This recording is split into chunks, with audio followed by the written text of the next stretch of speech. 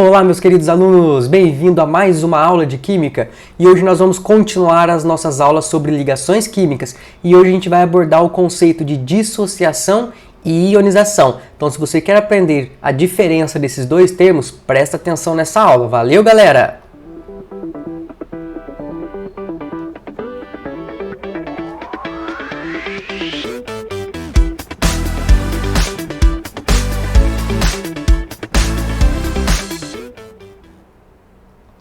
É isso aí, pessoal. Então vamos começar a nossa aula. Hoje nós vamos falar então sobre ionização e dissociação. Antes da gente começar com isso, galera, quero só mostrar um experimento bem simples para vocês.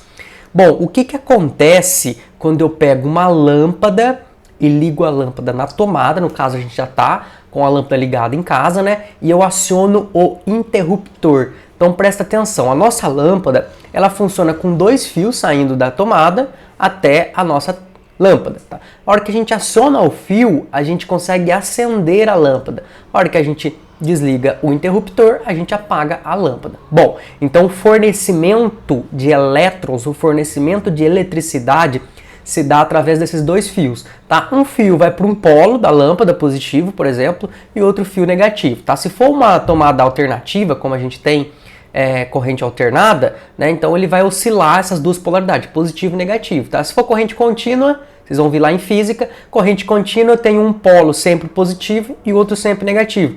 É o que acontece com a pilha, por exemplo. Eu não posso ligar pilha com os polos invertidos, senão não tenho fornecimento, porque ali é uma corrente contínua. É continuamente um lado positivo, outro lado negativo. Mas a gente não se preocupa com a polaridade na tomada, porque ali é alternada, então tanto faz a posição que a gente põe, por exemplo, o carregador do celular. Tudo bem? Só para vocês tirarem de dúvida. Então, acionei o interruptor, acendeu. Desliguei o interruptor, apagou. Beleza. Galera, e se agora eu pegar esse fio, um desses fios que eu levo para a lâmpada, cortar esse fio e colocar em um becker? Então, presta atenção. O que eu fiz? Eu simplesmente cortei o fio, eu deixei a tomada ligada. Tá vendo que tá ligado aqui? Só que agora eu cortei esse fio. No momento que eu corto esse fio, eu cesso esse fluxo de elétrons para a lâmpada. E agora quem que vai determinar para mim se vai acender a lâmpada ou não, vai ser o eletrólito que está aqui dentro desse líquido. Bom, se o líquido que está dentro desse becker for suficiente para conduzir os elétrons de uma extremidade para outra extremidade desses polos, a lâmpada acende. Se o líquido que eu tenho aqui não for suficiente para conduzir a migração desses elétrons de um polo para o outro, a lâmpada não acende. Tudo bem? Então esse é um método muito simples para eu conseguir determinar se uma solução é condutora de corrente elétrica ou não. No caso, se eu tenho um eletrólito presente nessa solução ou não. Tudo bem? Só para a gente começar, galera, a água ela é um não eletrólito, ou é um eletrólito extremamente fraco. Ela não é suficiente para acender a lâmpada. Aqui eu já coloquei água. Tudo bem? Então a água não conduz corrente elétrica. Mas por que eu tomo choque no chuveiro, por exemplo? Porque no chuveiro, a superfície, a pele nossa, ela junto com o suor, ela expele também uma concentração de sal relativamente grande. Essa água do chuveiro, que não conduz corrente elétrica, uma vez em contato com a nossa pele, se torna um eletrólito condutor. Aí sim eu tomo choque. Tudo bem? Mas água pura, sem sais minerais, sem nada presente nela, H2O, água destilada, água da chuva, por exemplo, ela não é uma condutora de eletricidade. Tudo bem? Bom, então eu tenho algumas variáveis. Se essa solução minha ela é um não eletrólito, ela não conduz corrente elétrica, tudo bem? Então, eletrólito é uma substância condutora de eletricidade. Se a água é um não eletrólito, não conduz. Eu posso ter um eletrólito fraco. Se essa corrente aqui conduzir, se essa solução conduzir corrente elétrica, mas de forma fraca, eu vou chamar esse cara de eletrólito fraco. Conduz um pouco, conduz, tudo bem? Mas se eu tiver um eletrólito forte, eu vou conduzir muita corrente elétrica, tudo bem? Então a solução que eu tenho aqui, solvente mais soluto, se essa solução ela tem a presença de um eletrólito, acende. Se esse eletrólito é forte ou ele é fraco, isso vai variar a intensidade em que esses elétrons migram de um polo para o outro e isso vai influenciar na intensidade que a lâmpada, por exemplo, acende. Tudo bem? É um sistema muito simples para eu determinar a condutividade ou determinar a força do eletrólito presente nessa solução. Tudo bem? Então, eletrólito fraco, eletrólito forte ou não é um eletrólito. Tudo bem? Não é um eletrólito, não conduz corrente elétrica, não acende a lâmpada e o eletrólito vai depender. Tudo bem? Então vamos agora, de fato, para as soluções. Nós tínhamos aprendido até na aula anterior solução iônica e covalente. Galera, composto iônico, olha o nome, já está falando, íons. Íons, sofre dissociação. A palavra dissociação vem de separação. Se eu tenho um composto iônico, eu tenho a separação de íons. Então, para ser um eletrólito, eu preciso da presença de íons. Tudo bem? Composto molecular formado por metal, por ametal mais ametal ou ametal mais hidrogênio. Eu já vou voltar com isso daqui a pouco, tudo bem? O composto molecular, ele pode ou não ser um eletrólito, tudo bem? A gente vai aprender a diferenciar isso daí. Mas só para recapitular, composto iônico sempre vai conduzir corrente elétrica. É um eletrólito e vai sofrer dissociação. Quando eu tenho um composto molecular, bom, molecular não é íon, não é iônico, então ele não vai sofrer uma dissociação, eu não vou separar simplesmente, eu tenho que criar esses íons. Então, composto molecular a gente chama que ele faz ionização, ele se transforma em um íon, enquanto um composto iônico apenas se separa, apenas se dissocia, tudo bem? E um não eletrólito não faz nada. Vamos dar exemplo disso? Vou colocar sal, vou colocar um videozinho para uma animação. Coloquei NaCl. Vou dar um zoom nesse vídeo aqui para a gente ver como que esse NaCl vai se comportar. Põe uma lupinha. Então ali eu tenho um retículo cristalino, eu tenho uma composição, um aglomerado de NaCl. Na mais Cl menos. Bom, galera, quando eu pego esse composto, esse retículo cristalino, esse aglomerado de NaCl, de íons, e coloco na água, tá vendo que a parte da água positiva se liga com o íon cloreto, hidrogênio, H+, e a parte da barriguinha azulzinha, ela vai se ligar com a parte positiva. Tá vendo que a bolinha vermelha se liga no negativo, eles estão virados para o lado negativo, enquanto a bolinha azul negativa se liga com o positivo. Então, através da carga oposta, eu tenho essa separação, eu tenho essa dissociação. Olha o que acontece quando eu ponho um composto molecular. Coloquei cloreto de sódio. Aqui vou acender, só para a gente focar um pouco aqui antes, galera, perdão. Coloquei lá, acende corrente elétrica, conduz corrente elétrica. Por quê? Para conduzir corrente elétrica, eu preciso de íons livres. Eu preciso de carga, carga positiva e carga negativa, para conduzir elétrons, conduzir corrente elétrica. Então gravem isso, galera. Para ser eletrólito tem que ter íons livres. Se for composto iônico, ele já se torna íons. Eu só preciso separar, eu só preciso pôr a água lá. Se ele for um composto molecular, eu tenho que criar esses íons. A substância tem que ser suficiente para criar os íons. Se eu colocar sacarose, C12H22O12, olha o que acontece, galera. Coloquei um pouco de açúcar, não liga para os inscritos lá não, tá, galera? É um vídeo em inglês. Coloquei açúcar, o que vai acontecer, galera? Nada. Se eu coloquei C12H22O11, tá vendo o que está acontecendo? Só está separando, só está diluindo, dissolvendo esse soluto. Mas não tá separando em carbono menos, oxigênio, hidrogênio mais, não está separando. Se eu coloco C12H22O12, depois eu vou ter o quê? C12H22O11. Eu vou preservar a estrutura molecular. Eu não vou ter uma separação igual teve aqui. Aqui teve Na+, Cl-. Daquele lado lá preservou. C12H22O11, C12H22O11. Sempre eu tive uma concentração fixa da minha molécula. Ela não variou a sua composição. Tudo bem? Enquanto aqui eu tive essa separação. Tá? Vamos ver isso escrevendo as formulazinhas. Então, só para lembrar, tá? Composto iônico, metal mais ametal. NaCl, eu tenho íons. Se eu colocar o NaCl na água, eu vou ter íons. acende a lâmpada condutor. Do outro lado, vou até ampliar aqui, ó. Então só para vocês recapitular. Então NaCl, Na+, Cl- forma íons, acende a lâmpada. Dissociação, então gravem. Dissociação ou separação, separação iônica. Bom, mas se for separação iônica, eu preciso ter íons. Beleza, composto iônico. Então composto iônico, formado por metais mais ametais, é um composto no qual os íons são separados apenas. Composto molecular. Bom, vou pegar aqui, galera, 2 exemplos, já que eu vou lá. C12H22O11. Quando eu tenho isso e coloco na água, o que eu vou ter? C12H22O11. Tá vendo que a estrutura se preservou? Não tive uma separação. Tá vendo que aqui tá sólido e tá aquoso? Eu só dissolvi. Ponto. Mais nada. Não tem íons livres. Não acende a lâmpada. Se eu colocar açúcar na água, não acende. Se eu colocar sal, acende. NaCl é um eletrólito, sacarose não.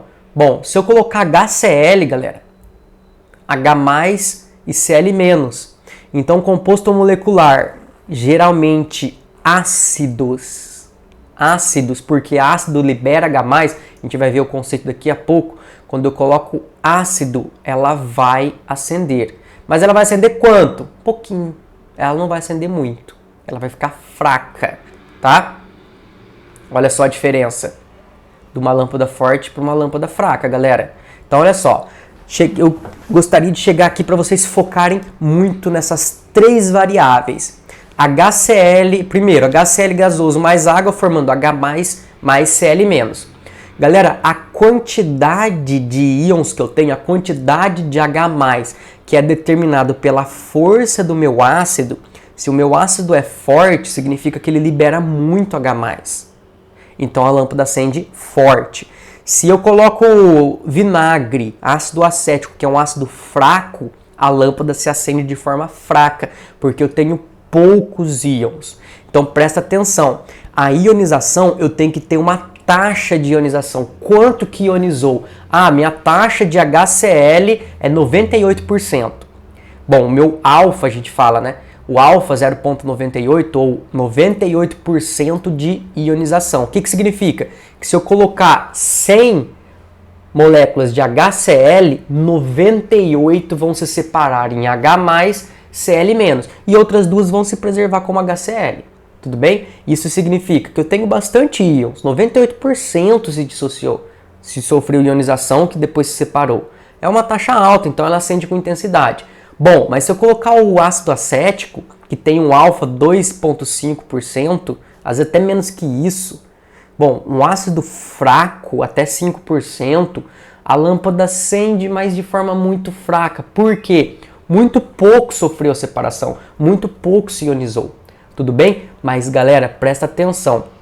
A gente vai aprender quais ácidos são fortes, quais ácidos são fracos, mas geralmente é um dado experimental. Tudo bem? Alguns são clássicos, a gente vai aprender isso nas próximas aulas, tá? E outros não, a gente precisa ir lá na bancada e testar. Ah, isso é um eletrólito forte ou um eletrólito fraco? Tá? O quanto forte é? Isso é um dado experimental, tudo bem? A gente só precisa diferenciar composto molecular que não sofre ionização e composto molecular que sofre ionização. Ácidos sofrem ionização. Qualquer outros demais, tirando a amônia que a gente vai ver, não sofre ionização e não sofre, no caso, depois de dissociação. Tudo bem? Então, gravem. Composto iônico sempre sofre dissociação, eletrólito forte. Composto molecular pode ou não sofrer ionização. Pode ou não acender a lâmpada. Pode ou não se transformar em íons. Quem que determina isso? É o quanto forte é o meu ácido. Se o meu ácido é forte, ele sofre bastante ionização, a lâmpada é forte, o eletrólito forte. Se o meu ácido é fraco, ele sofre pouca ionização, a lâmpada se acende de forma fraca. Tudo bem? E se ele não é um ácido, ele não faz nada e a gente vai aprender a identificar isso. Beleza? Aqui tem uma tabelinha que vocês têm no material. Composto molecular. Se é um ácido ou amônia, no caso, vai conduzir lá no final, galera, conduz corrente elétrica no estado aquoso, tá? Composto iônico, ela vai conduzir no estado líquido, galera. Beleza? Fundido. Aqui nós temos uma outra teoria agora. Bom, beleza. Agora um ponto importantíssimo é a definição. O que é ácido? Bom, eu disse e mostrei nessa tabela que composto molecular, no caso de ácidos, são eletrólitos em solução aquosa. Bom, essa definição de ácidos em solução aquosa conduz corrente elétrica? Bom, eu tenho que saber o que é um ácido. E a primeira teoria que a gente vai ver principalmente 4 no ensino médio, galera. A primeira teoria que a gente vê sobre ácido-base é a teoria de Arrhenius.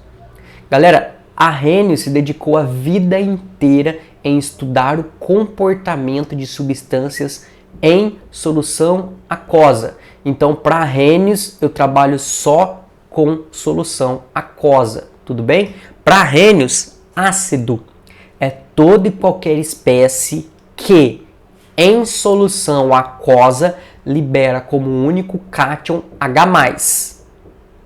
Base é toda e qualquer substância que, em solução aquosa, libera como único ânion OH-. Ah, mas e se eu pegar a substância e colocar no refrigerante, na Coca-Cola, no suco?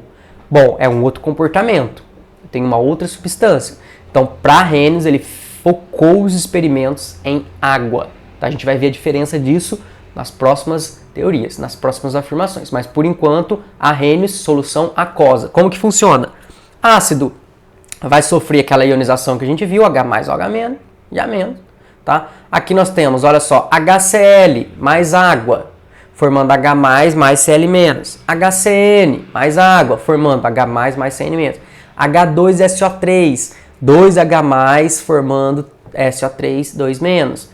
H3PO4, 3H+, mais PO3, PO4, 3-. Tudo bem? Vocês estão vendo que em comum eu grifei lá em amarelo são H+, tá? Então H+, ácido é a presença de H+, junto com a metal. Tudo bem, galera? H é positivo, a metal é negativa. Eu coloquei como HA. Se eu pegar a base, vou pegar como BOH. Esse B é o meu metal.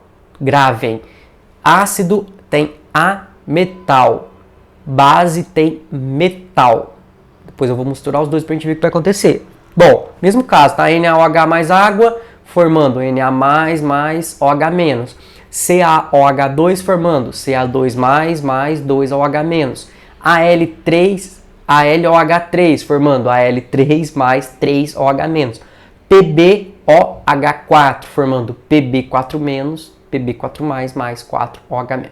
Tudo bem? Então, ácido para Arrhenius, toda e qualquer espécie que em solução aquosa libera como único cátion H+, a gente percebeu com todos esses exemplos, e do outro lado, a mesma coisa para OH- em base. Tudo bem? Galera, uma coisa que tem que ficar muito claro é a forma em que eu escrevo isso. Tá vendo que aqui, todos esses exemplos eu coloquei a água em cima da seta, tá? Eu vou voltar aqui só para vocês verem como que eu representei aqui. Olha essas 3 formas, eu estava até citando isso. A primeira, HCl mais água formando H+, mais Cl-. A segunda, tá vendo que a água agora está em cima da seta? É uma forma de eu representar, tanto faz. Mas aí o PAC, ela prefere muito mesmo essa última parte aqui, tá? Essa última parte, HCl mais H2O formando H3O mais Cl-. Por que H3O+? Galera, tá vendo que nas duas opções de cima forma H+? Bom, mas eu não tenho H+ livre mais H2O. Eu não tenho uma carga livre, o H+ está livrinho na água. Ei, tô feliz. Não, a água que tem uma alta densidade negativa, a gente viu isso pelo oxigênio, pela geometria angular, que eu tenho uma boa parte de elétrons livres. Bom, imagina só, galera. Eu tenho uma molécula extremamente negativa de um lado e eu tenho um cátion H+ positivo no mesmo lugar, próximo, como se eu tivesse vários ímãs de um polo junto com outros do polo oposto. Vão se atrair. Então o H+ na água, ele não vai ficar H+ mais H2O, ele vai ficar H3O+. Tudo bem? A única diferença então dessas duas primeiras aqui, para essa de baixo, aqui em cima eu pus H+ normal e embaixo eu pus H3O+, eu juntei. Tá? Então é muito comum em vestibular representar H+, cátion H+, como H3O+. Muito comum, tá? Então, vou voltar lá onde a gente estava. Então, recapitulando. Arrênios, ácido para arrênios. Toda e qualquer espécie que em solução aquosa libera como único cátion H+. Base para arrênios. Toda e qualquer espécie que em solução aquosa libera como único ânion OH-. Se eu juntar ácido mais base, eu tenho o que a gente chama de sal. O que é sal? É quando eu tenho um único cátion diferente de H+, e ânion diferente de OH-. Olha que interessante, galera. Se eu juntar, nesse caso aqui, HA com BOH, eu vou ter na presença um cátion, porque o H vai ficar com o OH, vai virar água. Então, H+ do ácido e OH- da base vira água. O que sobra, que é o A metal mais o metal, vai virar o meu sal. Tudo bem? Então, nesse exemplo aqui, K+ e NO3-, o sal. Coloco na água, fica K+ e NO3-. Tá vendo que os cátions e ânions que formou do outro lado, não, o cátion não é H+, é K+. E o ânion não é OH-, é NO3-. Então, gravem.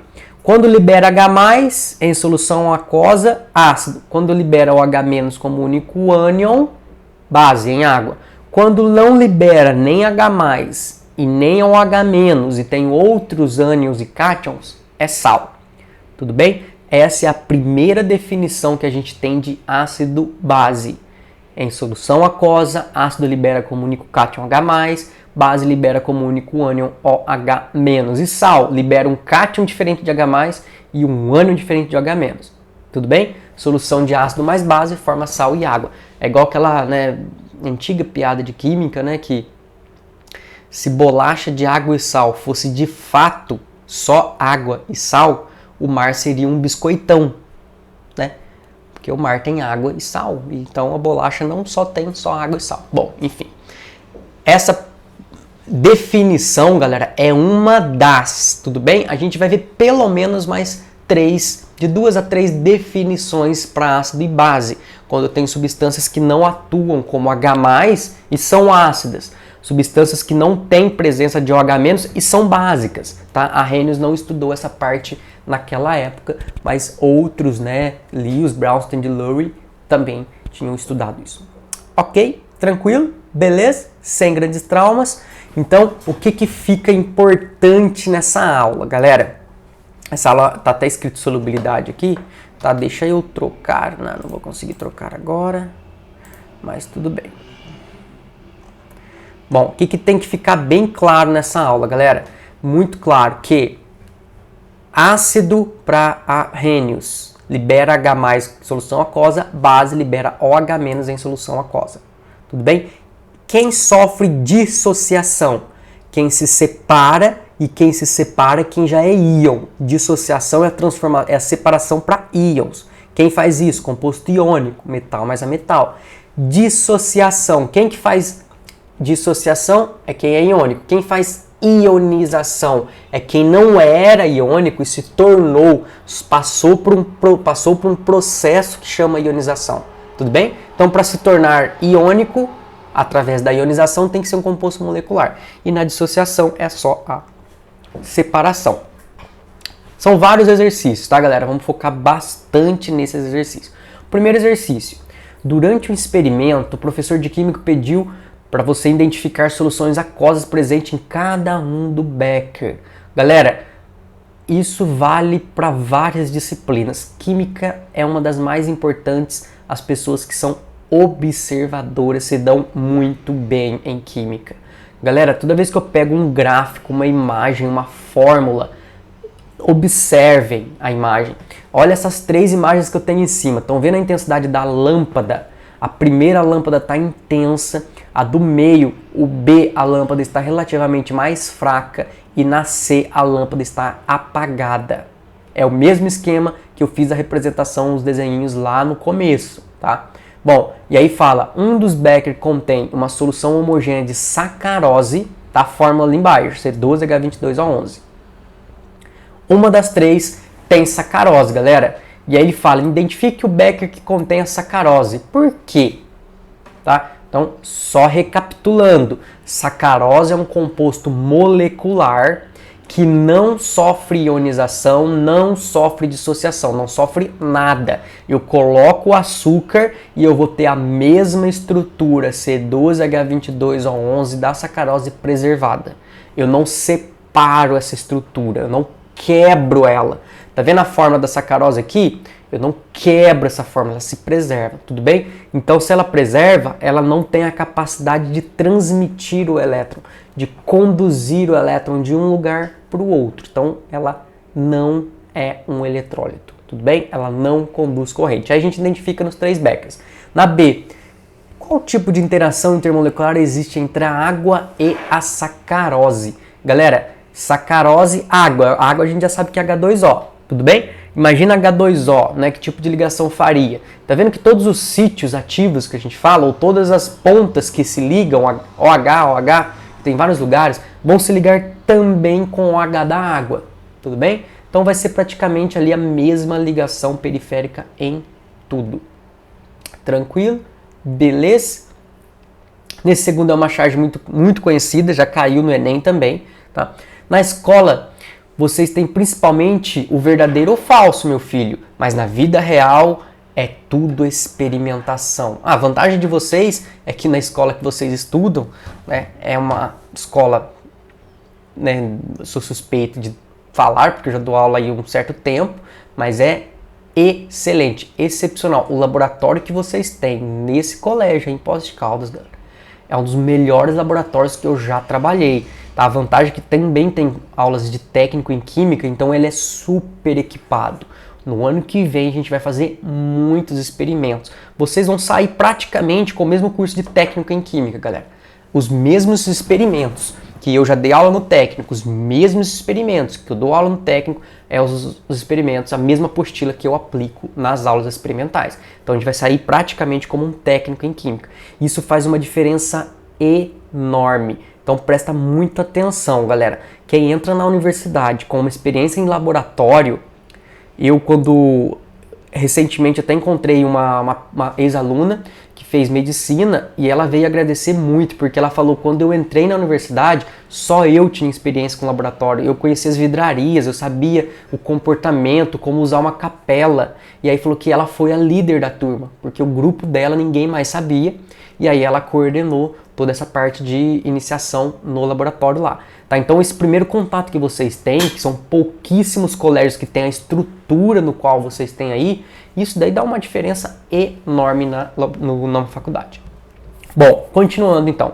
Por muito tempo, na maioria das escolas, as aulas de química eram ministradas apenas sob a forma de transmissão de conteúdo. Nos dias atuais, muitos professores utilizam a experimentação para enriquecer suas aulas. Uma professora realizou, junto com seus alunos, a experiência a seguir. Galera, então presta atenção, tá? Esse experimento é extremamente simples, no qual eu tenho um fornecimento de energia elétrica, tá? Coloco os dois, tem que tomar muito cuidado para não tomar choque, tá? Coloco aqui dentro do becker e aí eu vou observar lâmpada apagada, lâmpada acesa do outro lado, tudo bem? Então são dois momentos, lâmpada apagada, lâmpada acesa. Bom, e aí ela faz as afirmações, os alunos fizeram as seguintes afirmações. 1.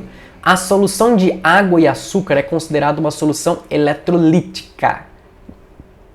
Condutora. Não sei. A solução de água e sal permite a passagem da corrente elétrica. Atenção aí. As substâncias moleculares, HCl, NaCl e C12H22O11. Ó, tem coisa estranha aí, NaCl, composto molecular. Mas enfim, quando dissolvidos em água sofrem ionização. Então olha só, para sofrer ionização tem que ser composto molecular. Tudo bem? Mas não são todos esses compostos que sofrem ionização. E nem são todos que são também compostos moleculares, tá? Tem um perdidão iônico aí. Bom, vamos depois vocês respondem aí. A água e ácido sulfúrico, quando puros, praticamente não conduzem corrente elétrica. Galera, ácido puro e água não conduz corrente elétrica.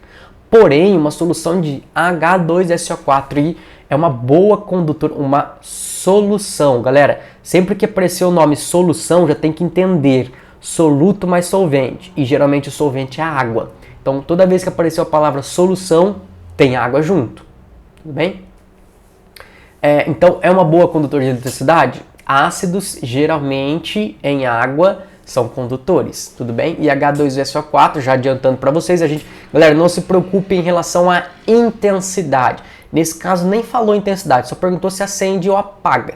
Acende ou permanece apagado, tá? Não perguntou acende forte, acende fraco, qual a intensidade. Não afirmou nada sobre isso. Então é bem mais simples. Tá ok? Tranquilo? Beleza?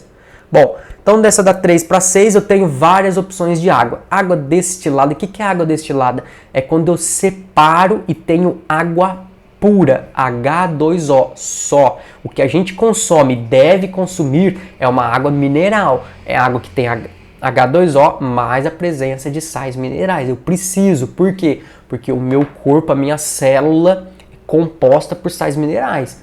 Galera, se eu tomar água da chuva, vou viver tomando água da chuva, vou viver tomando água, né? Quando as pessoas vão para o laboratório, amam aquele destilador, eu quero tomar água destilada. Galera, o problema de quando você toma água destilada é que você dissolve os sais que você tem no corpo, nas células. Então você desidrata a sua célula por osmose. Então se você consome água pura, você desidrata, você morre de sede. Olha que interessante, se você toma água pura, H2O destilada, você morre desidratado, você vai perder sais minerais e vai morrer. Tudo bem? Por outro lado, né, se eu tomar uma água com uma alta concentração, eu posso morrer de tanta hidratação na minha célula. Também tem esse problema. Bom, continuando, galera. Água destilada, água mineral no 2, água mineral, minérios, sais minerais, água de torneira, tá? Água de torneira e água mineral tá bem próximo ali, bem similar. Água do mar, opa, já deu uma mudada. E água de reuso, tá? Água de reuso é aquela água que já foi contaminada e ela passa por um processo de descontaminação.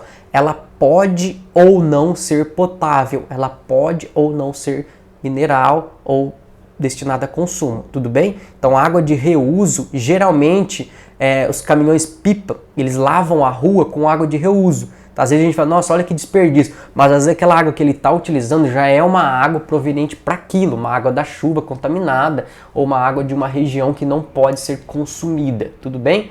É mais ou menos, galera, isso não tem muito no Brasil, mas fora do Brasil, nos Estados Unidos principalmente, eles possuem a água da descarga, uma água de reuso. Tá? Então eles têm uma caixa d'água separada, né? Então eles têm o fornecimento de uma água que geralmente não é tão tratada assim, porque na verdade a gente vai, né, contaminar essa água, a gente vai despejar essa água, né, e a gente vai despejar bactérias, vírus, seres, micro-organismos patogênicos, né, e não dá para consumir essa água, então já é usar água de reuso. Tá? Em algumas casas eles fazem a captação da água da chuva. Não sei se aí é comum, né? Aqui em Campinas, geralmente algumas casas já tem essa forma de captação e aí eles dão esse destino, por exemplo, para lavar banheiro, para usar na descarga, né? Coisas que a gente não consome essa água. Isso é comum, água de reuso, tudo bem? Então o que a gente tem que entender? Água destilada sem sais minerais, água mineral, água de torneira e água de reuso, muito parecido em concentração de sais, tudo bem? Muito parecido. Água do mar não. Então a gente tem extremos, tá? A gente tem água destilada de um extremo e água do mar completamente oposto, porque a água do mar tem uma concentração alta de sais, principalmente NaCl, né? Quem já foi para a praia percebe, né, que a água é bem salgada, salgada mesmo, tudo bem? Então água do mar, água destilada e as outras 2, 3 e 5 estão intermediárias. Qual ou quais os sistemas apresentam uma substância pura? Galera, vou lá relembrar com o Beto. A outra parte da química, substância pura, substância composta, tudo bem? Substância pura, ela pode ser uma mistura homogênea, ó, substância pura, eu só tenho aquilo, tá? Então eu só tenho aquele tipo de substância lá, não tenho uma composição, no caso de uma substância composta ou mista. Tudo bem? Aí pode ser pura simples ou pura composta. Por exemplo, se eu tiver um recipiente com O2, um cilindrinho de oxigênio ou gasoso, ali eu tenho uma substância pura simples. Eu só tem oxigênio, é uma substância pura. E ela é simples porque ela é formada por um único elemento. Bom, se eu pego um recipiente com água, é uma substância pura, porque eu só tenho água. Mas era uma pura composta, porque ela é composta por H e oxigênio. 2 elementos. Tudo bem? Então a substância pura ela pode ser pura simples ou pura composta. Ah, mas e se eu tenho água e NaCl? Aí não é uma substância pura. Aí é uma mistura. Mistura de água com NaCl. Tudo bem? Então, para ficar claro, substância pura ela pode ser pura simples ou pura composta. Pura simples é quando o meu recipiente só tem aquilo e aquilo é formado por um único elemento. O2. Só N2. Só H2. Uma única substância. Tudo bem? Ah, e CO. CO é o quê? Ah, é uma substância pura. Eu só tenho CO, mas é pura composta de carbono e oxigênio. Vamos lá. Prosseguindo, qual do sistema contém uma substância com maior quantidade de substâncias dissolvidas? No caso aí, maior quantidade de sais, tá? E na 5, se todos os sistemas forem aquecidos até a evaporação, em qual encontraremos a maior quantidade de resíduo? Provavelmente a mesma resposta da 4. Aquela que tem a maior concentração também vai deixar a maior concentração de resíduos sólidos. Quais são consideradas as soluções iônicas? Iônicas. Todas que têm sais. Quais que têm sais? Bom, destilada não, mas eu sei que água mineral, água de torneira, né? Mas, galera, uma coisa muito importante, olha só, ele está perguntando soluções iônicas. É uma resposta muito mais complicada que a gente pode imaginar. Porque se eu pensar que água mineral, bom, água mineral, ela tem sais minerais, mas ela não conduz muita corrente elétrica. Tá? Então ela é classificada ou não? Nas respostas eu vou falar para vocês isso, tá, galera? Mas é uma coisa bem polêmica essa 6. Eu aconselho até vocês deixarem ela pra gente resolver ao vivo no dia para esclarecer dúvidas. Bom, de 7 para 8, lá tem o resumo da nossa aula, tá, galera? Composto iônico, água, só mais dissociação. Composto iônico, dissociação. Composto molecular, ionização. Tudo bem? Ionização pode ser um eletrólito ou pode ser um não eletrólito. Tá? E aí fala, identifica as afirmações verdadeiras. Na letra A, em uma solução iônica, o composto dissolvido é sempre iônico. Em uma solução iônica, o composto dissolvido pode ser iônico ou pode ser molecular. E aí fala, em composto molecular dissolvido em água sempre origina uma solução molecular. Um composto molecular dissolvido em água pode originar uma solução molecular ou iônica. É só observar o esquema, tá? Aqui nem precisa aprender muita coisa. Galera, e aqui tá vendo o detalhe nessa questão é identifique as afirmações verdadeiras. Plural, mais de uma resposta. Mesma coisa na 8. Quais afirmações estão corretas? Tá? E aí a gente vai analisar todas essas afirmações. Tranquilo? Beleza? Então, na próxima aula que a gente vai estar presente ao vivo, qualquer dúvida que a gente tiver, eu estarei de prontidão para esclarecer. Então já venham preparado com a dúvida. Beleza, galera? Qualquer coisa que faça um comentário aqui de alguma pergunta, me manda um e-mail e a gente esclarece no dia. Muito obrigado a todos e estudem bastante, galera. Valeu!